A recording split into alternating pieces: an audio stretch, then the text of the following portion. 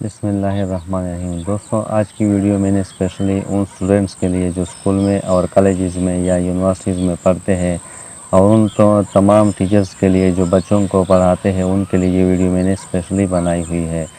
तो मैं इस वीडियो में आपको बताना चाहता हूँ कि मैंने बहुत ज़्यादा डिक्शनरीज़ जो है वो अपने मोबाइल में इंस्टॉल की हुई है, लेकिन इनमें सबसे बेहतरीन डिक्शनरी कौन सी है, सबसे बेहतरीन ऐप डिक्शनरी का कौन सा है।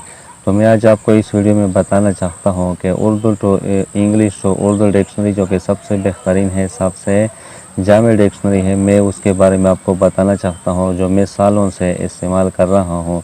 तो आप इसको किस तरह से इंस्टॉल कर सकते हैं। इसको इंस्टॉल करने के लिए आपको सबसे पहले प्ले स्टोर को ओपन करना होगा। प्ले स्टोर को ओपन करने के बाद आपने सर्च के ऑप्शन में निकला है English to Urdu dictionary, English to Urdu dictionary, तो आपने इस पर क्लिक करना है। जब आप इस पर क्लिक करेंगे तो आपके पास मुख्तलिफ ऑप्शन नज़र आएंगे, बहुत ज़्यादा डिक्शनरी जो है आपके पास सामने नज़र आएंगी।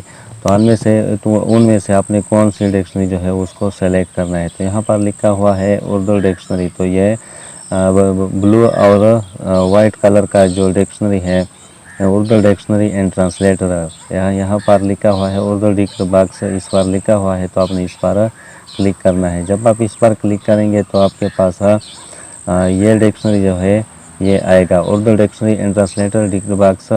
तो मैंने इसको पहले से इंस्टॉल किया हुआ है, आपने इसको इंस्टॉल करना है। इंस्टॉल करने के बाद आपने इसको ओपन करना है। इसको ओपन करने के बाद मैं आपको बताता हूँ कि इस डिक्शनरी में कौन कौन सी अहम चीज़ें हैं जो कि दूसरी डिक्शनरीज में आपको नहीं मिलेंगी।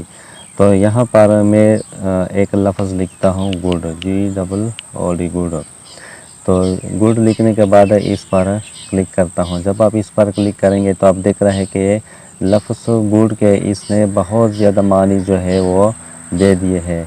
आप देख रहे हैं कि लफ्ज़ गुड के इसने कितने ज़्यादा मानी किए हैं। इतनी जामे डिक्शनरी आपको सारे प्ले स्टोर में जो है आपको कहीं भी नज़र नहीं आएंगी।